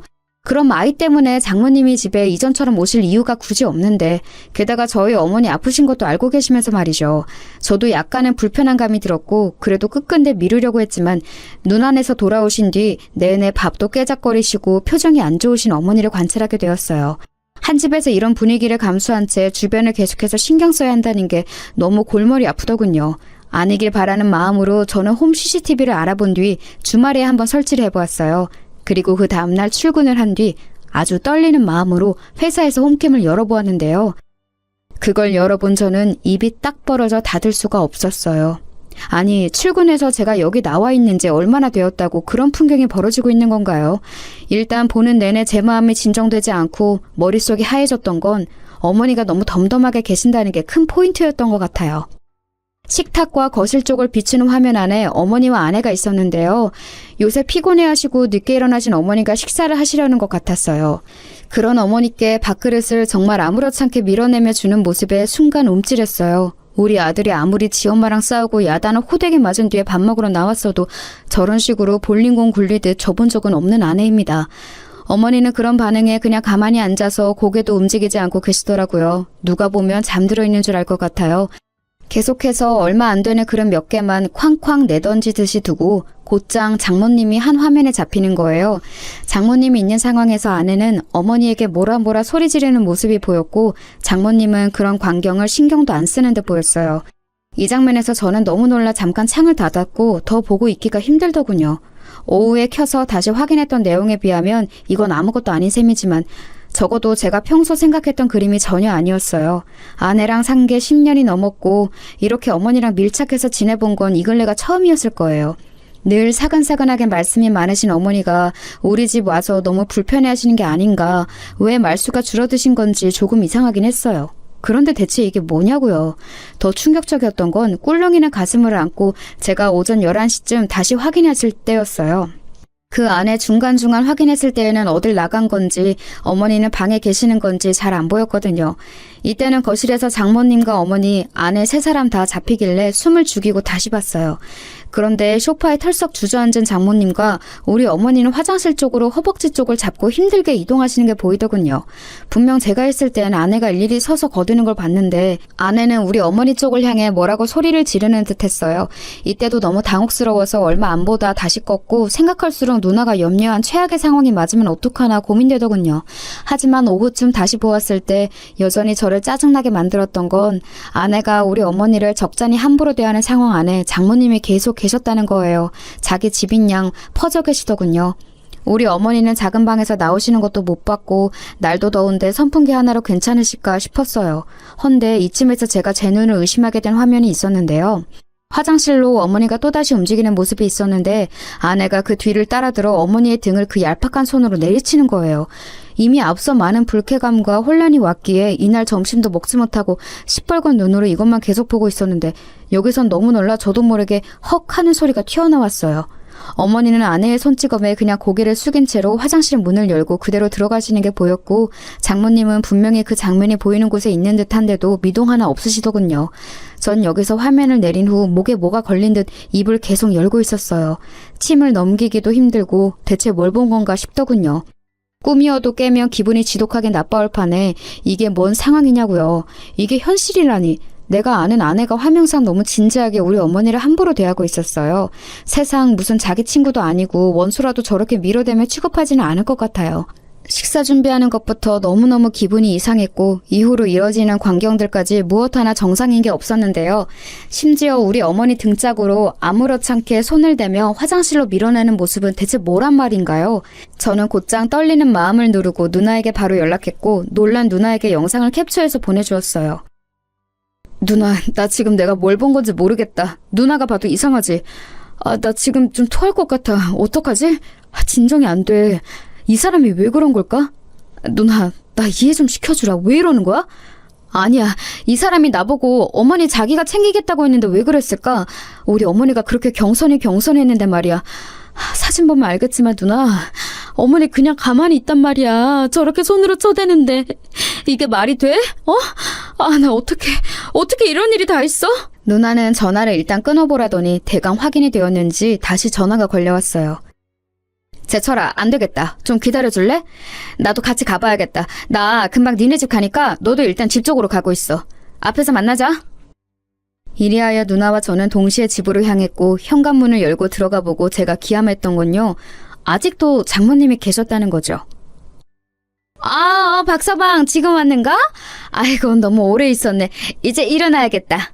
그렇게 말씀하시는 장모님은 뭘 그렇게 까드시고 계셨는지 소파 앞 테이블엔 과자가 한 봉지였고 볼이 미어질 정도로 빵빵해지셨더군요. 아내도 덩달아 일어났고 아들은 욕실에서 씻고 있는 듯 했어요. 저는 장모님 말에 대답도 안 하고 곧장 아내에게 물었어요. 어머니는? 어머니 방에 계시지. 주무시는 것 같은데? 형님도 오셨네요? 형님 무슨 일 있으세요? 이렇게 말하는 아내를 지나 곧장 저와 누나는 어머니 방문을 열었고 어머니는 찜통 같은 방에서 억지로 누워 계시더군요. 잠이 드신 듯 했다가 얼추 깨셔서는 저희 보고 왔냐고 하시는데 이때 너무 울컥함이 밀려왔어요.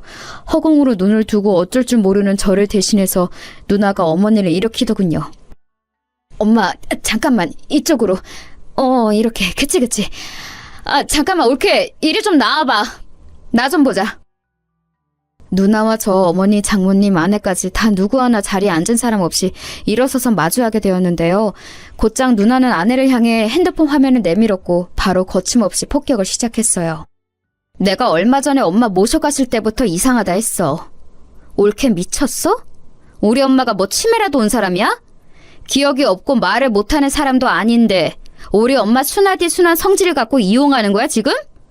여지껏 나나 언니들이나 제철이한테 우리 엄마가 말 안 하고 있으니까 더 사람 함부로 본 거 아니냐고. 올케 나 이거 신고해서 끝까지 갈 생각인데 어쩔래? 제철이랑 얘기해서 어찌해볼 생각하지 말고 빨리 결정해. 아내는 이 말에 허둥지둥 놀라면서도 미간에 주름이 잡혔고 장모님은 거기서 나서시더라고요. 아이고 사돈처녀 이게 다 무슨 일이에요? 우리 경선이한테 왜 그래요? 아니 듣다 보니 사돈이 뭐가 어쨌다는 것 같은데 하루 종일 시어머니 돌본 우리 경선이한테 뭐요? 신고요? 그리고 여기 친정엄마인 나도 있는데 지금 뭐 하는 짓이래요? 어른이 어른같이 안 보여요? 이때 제가 불쑥 나서 누나 앞을 막고 장모님에게 따지게 되었어요. 생각해보면 더 크게 따졌어야 하는데 참 아쉽네요. 장모님, 지금 이런 걸 따지고 싶지가 않은데요. 저희 누나도 친정엄마인 우리 어머니 때문에 할 말을 하는 거예요. 지금 저희 누나가 보여드린 거, 이거 안 보이시나요? 와, 저 보고 너무 놀랬습니다. 어떻게 저희 어머니한테 와이프가 저러고 있는 걸 그냥 보고만 계셨나요? 게다가 지금 집, 거실은 냉방 때문에 추울 지경인데 저희 어머니 방문은 꼭 닫아두셨네요. 냉방 때문에요? 그리고 제가... 네, 이건 저도 문제가 되겠지만요. 홈카메라 설치해두고 가서 오늘 뭘 하신지들 다 봤어요. 하도 어머니가 이전 같지 않고 이상하다고 해서 저도 신뢰를 무릅쓰고 이런 것을 해봤는데요. 뭐 하는 짓들이십니까 진짜? 그러자 꿀먹은 벙어리처럼 뒤에 숨어있던 아내가 겨우겨우 입을 열면서 뭘 봤는지 모르겠다고 일단은 잡아떼더군요.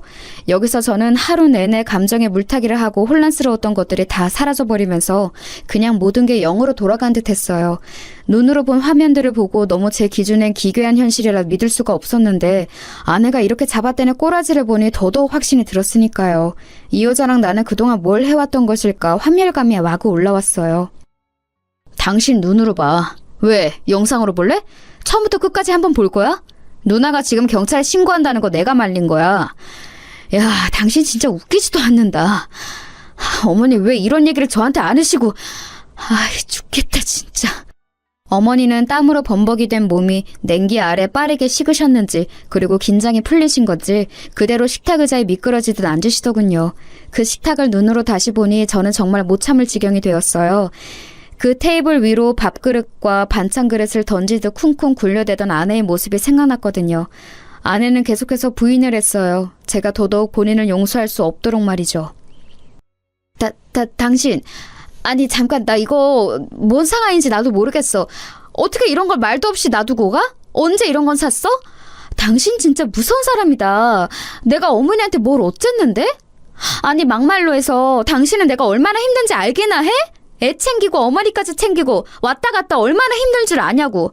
간병인 쓰는데 300은 넘을 거라고 걱정하길래 내가 그거 반툭 떼서 달라고 했지만 나도 중간에 그만하고 싶었어. 솔직히 나도 짜증낸 거 있긴 하지만 이거 다 내 잘못만은 아니야. 형님도 아까 저 뭐요? 신고요? 와 진짜 너무하시네요. 본인이 돌보실 생각은 안 하시고.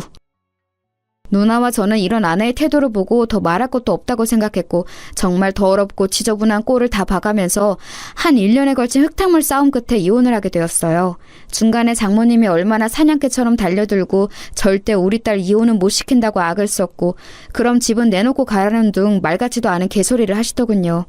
아내가 우리 어머니에게 했던 짓거리가 담긴 그 하루의 영상 기록을 보면 그 전에 그것도 어머니가 저희 집에 와 계시는 그 짧은 시간 동안 대체 뭔 일이 있던 건지 상상하기도 마음이 아팠어요.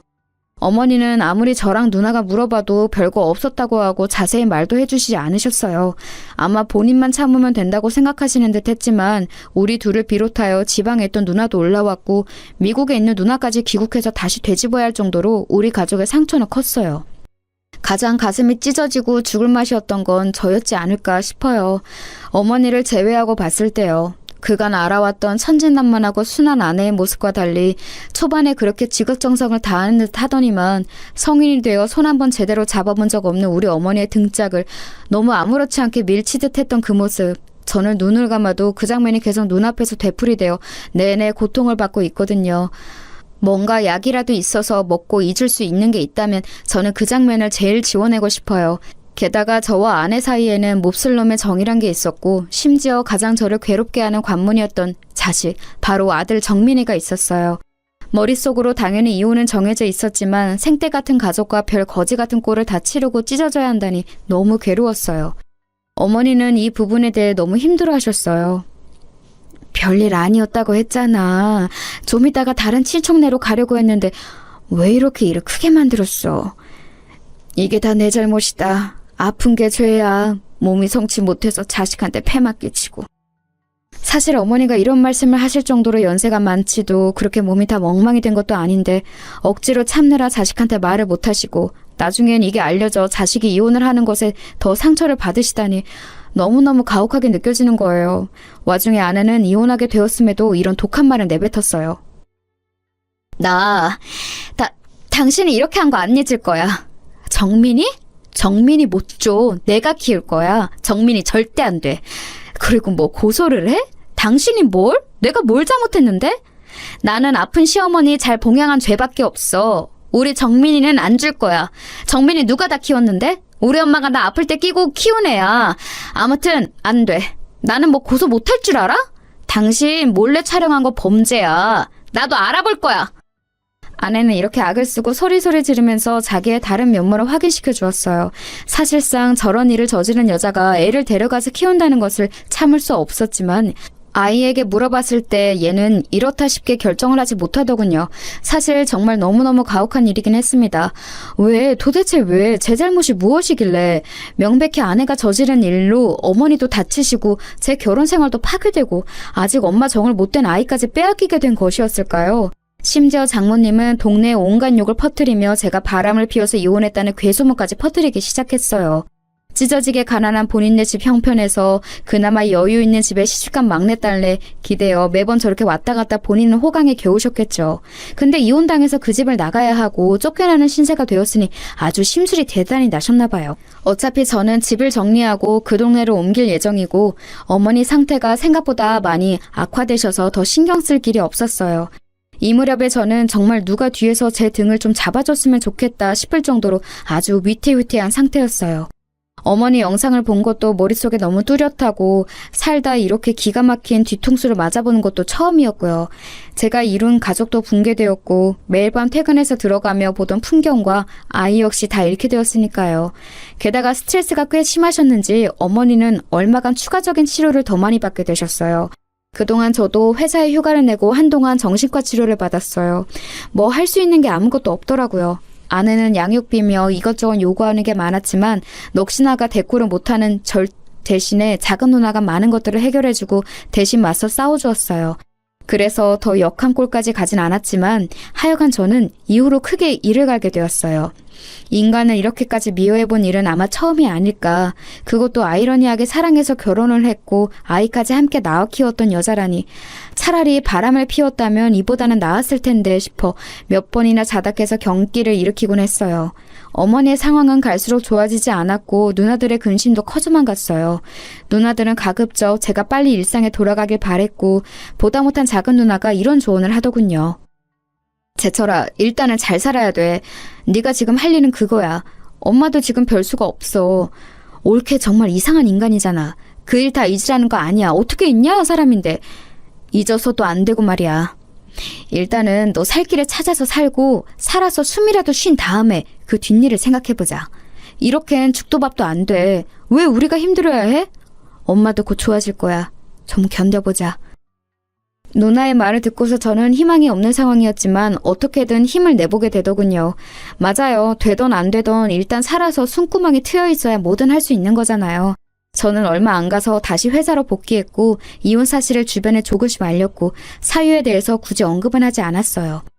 괴로웠던 건 아이를 아내가 데려가서 키우는 것 때문에 제 쪽에 결함이 있는 걸로 생각하시더라고요. 저는 이런 시선 때문에 더더욱 제 아이를 갈망하게 되었고 가끔씩 아이와 마주하게 될 때마다 속으로 더 크게 다짐을 하게 되었어요. 어머니와 아들 사이에 이처럼 쓰린 상처를 남겨 아리게 만든 건 절대 그냥 넘어가진 않겠다고 말이에요. 이혼은 어디까지나 필요한 과정이었을 뿐 저는 아내에게 제대로 제 화를 토해내지 못했어요. 그때는 너무 억울했는데 지나고 보니 그렇게 바보같이 제대로 화를 부리지 못했기에 다행이라고 생각해요. 그렇기에 어줍잖은 돈 따위로 퉁치고 핵을 보지 않고 마음에 서슬퍼린 칼날을 품고 이를 갈다가 훗날 이렇게 완벽한 복수를 이루었기 때문입니다. 저는 정말 아주 근성 있게 계속해서 아내에게 완연하게 되갚아줄 날만을 기다려왔어요. 아이를 만나는 걸 방해할 때나 순순히 만나게 해줄 때나 그렇게 아이와 저와 아내 모두 적당히 나이를 먹어가는 동안에 말이에요. 본래 결혼할 때도 그랬지만 이혼할 무렵에는 정말이지 아내는 얼마 가진 것도 없이 정민이를 데리고 쫓겨나다 친정으로 갔었어요. 장모님이랑 같이 나란히 큰오빠네 집에 들어앉았다고는 들었어요.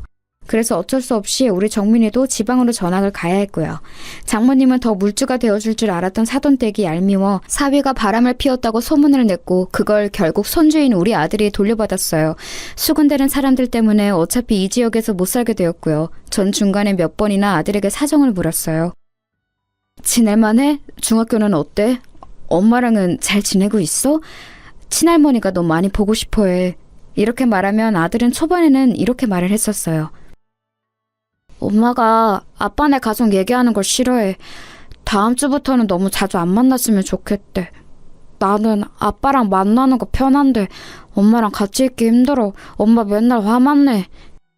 아들 얘기를 쭉 들어보니 역시 생활고가 만만치 않은 듯 했어요. 그러면서 뭐라고 애한테 화풀이를 해대는 건지 이상한 기대까지 하고 앉았더군요. 나 엄마가 좋은데 외삼촌이랑 외숙모는 싫어. 나랑 엄마가 여기 와서 사는 게 싫으신 것 같아. 사촌 형도 눈치 주고. 아, 외할머니는 나한테 여전히 잘해주지. 근데 엄마랑 맨날 싸우셔. 전에 삼촌이 엄마한테 생활비 얼마 내라고 해서 불같이 싸웠거든. 삼촌이 엄마한테 욕하고 장난 아니었어. 그래도 엄마는 나 공부시키려고 장난 아니야. 옛날에도 엄마가 욕심이 있긴 했잖아. 이렇게 아들 말 그대로 아내는 꽤나 아들한테 욕심이 있던 사람이에요. 어릴 때부터 이것저것 빠져서 애한테 영어 유치원이며 뭐며 자기가 못해본 꿈을 이루겠다고 어지간히 공부도 시켜댔었어요. 이상하게 허영이 있어서 돈 있는 여자들이랑 어울려 다니면서 허세를 부렸었고요. 아들 말에 의하면 지방까지 내려갔음에도 고등학교는 좋은 데로 진학시키려고 용을 쓴다더라고요. 엄마는 나를 되게 착각하고 있는 것 같은데 나는 좀 부담이 돼. 나중에 교육비랑 등록금 감당은 어떻게 하라고 하는지. 이때 저는 어딘가에서 힌트를 얻었고 아들에게 조심스레 물었어요. 너는 공부도 하고 싶어? 형편이 안 되니까 엄두가 안 나는 거야? 아니면 진짜 하기 싫은 거야? 그러자 아들이 눈치를 쓱 보더니 공부를 하고 싶다더군요. 어릴 땐 몰랐는데 나도 대학 목표가 조금 생겨서 하고 싶어. 근데 엄마랑 있는 동안은 학원도 마땅한 데가 없으니까.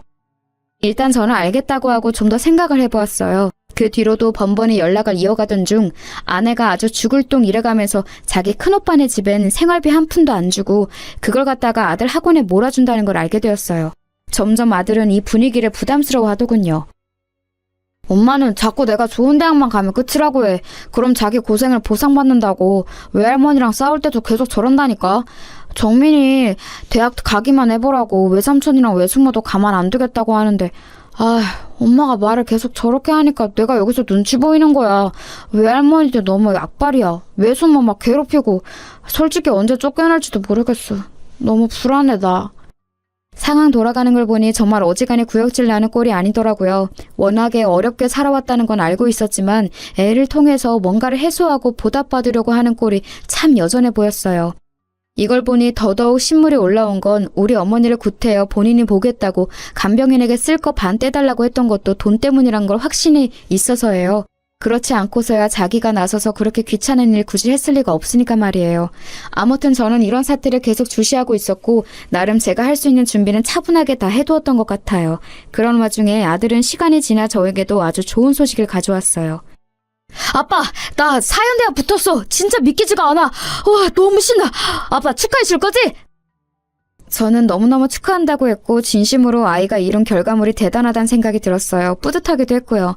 그래서 아들을 만나서 밥을 사주는데 이 녀석이 아주 근본적인 고민을 털어놓는 거예요. 아빠 있잖아. 엄마가 첫 학기 때 빼고는 등록금을 대줄 수가 없대.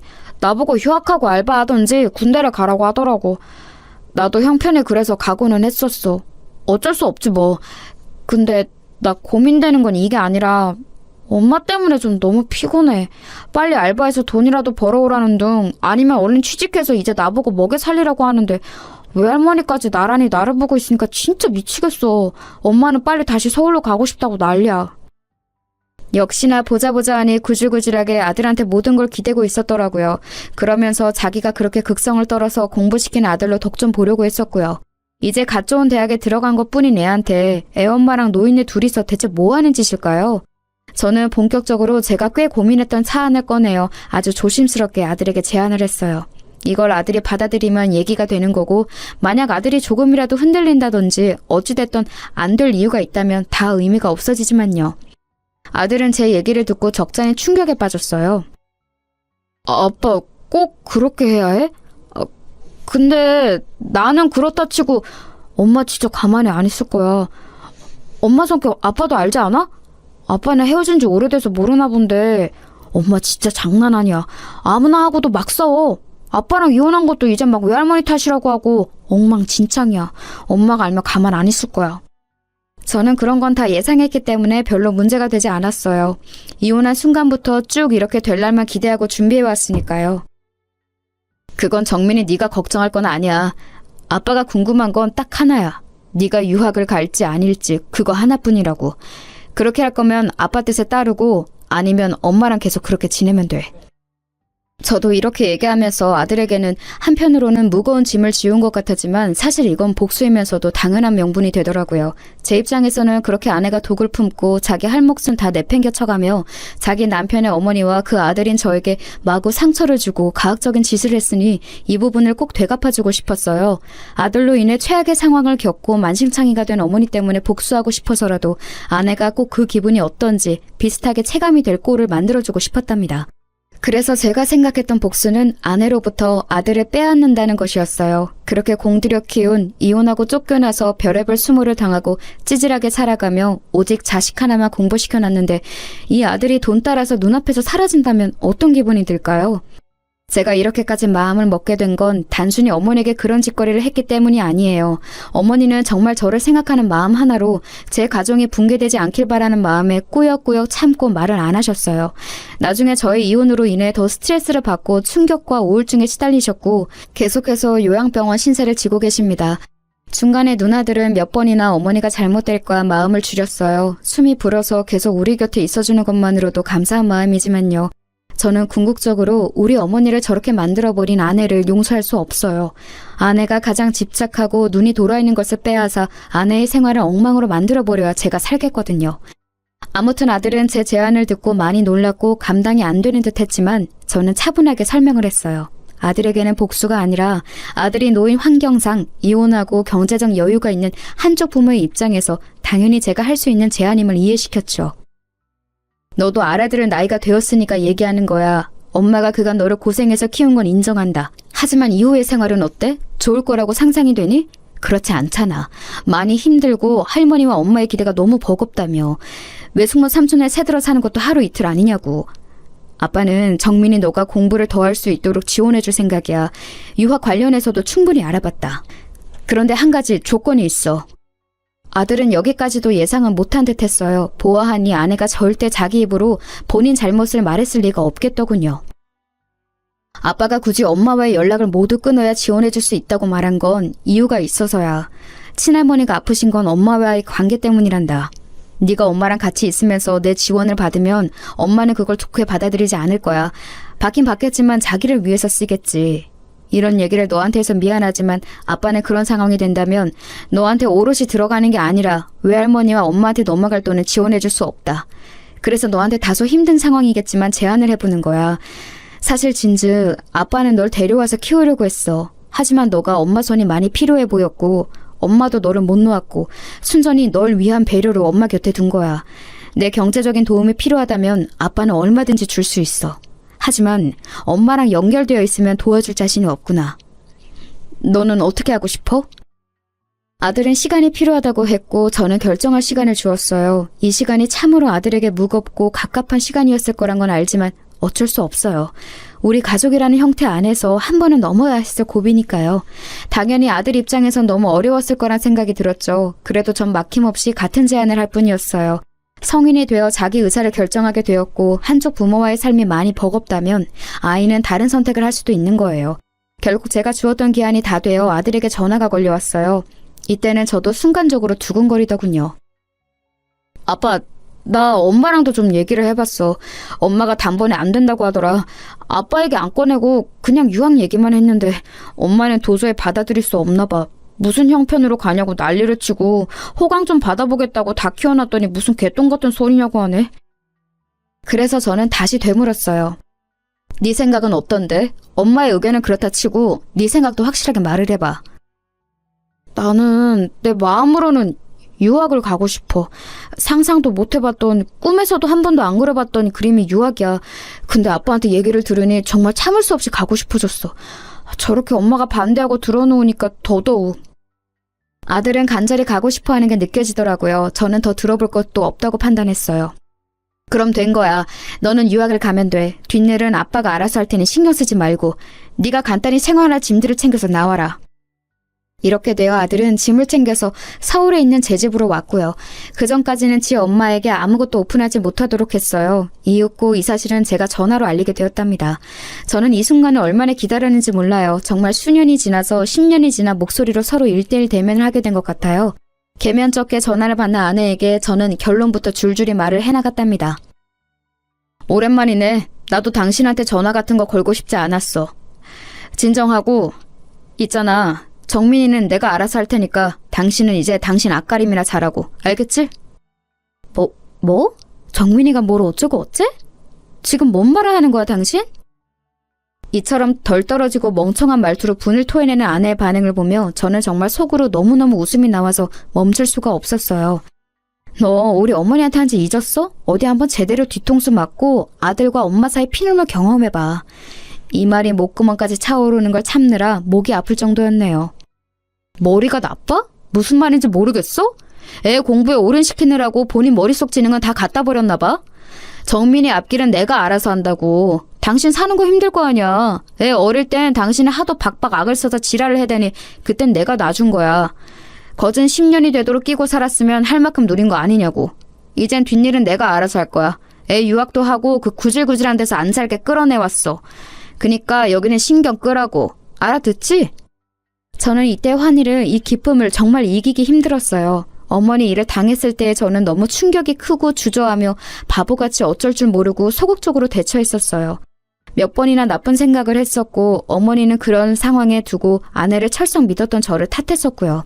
저는 정말 그날의 장면을 한 번도 잊은 적이 없었고요. 계속해서 기다리고 또 기다렸어요. 철저히 준비해서 구질구질한 싸움 없이 아주 간편하게 아내에게 복수를 할 수 있는 날은 말이에요.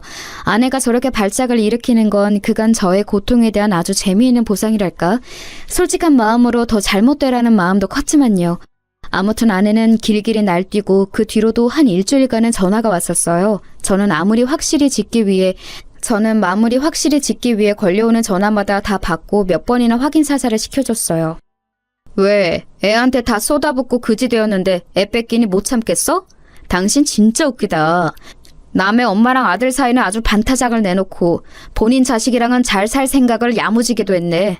당신이 우리 어머니한테 한 짓을 내가 이혼 정도로 끝내주니까 세상 살기 쉬워 보이지? 이제 알아서 살 길 잘 살아. 정민이는 당신이랑 살고 싶지 않대. 돈에 환장해서 사람 함부로 대하는 벌을 아직도 못 고쳤더라. 어디 이제 아들한테 슬쩍 업혀갈 생각을 해?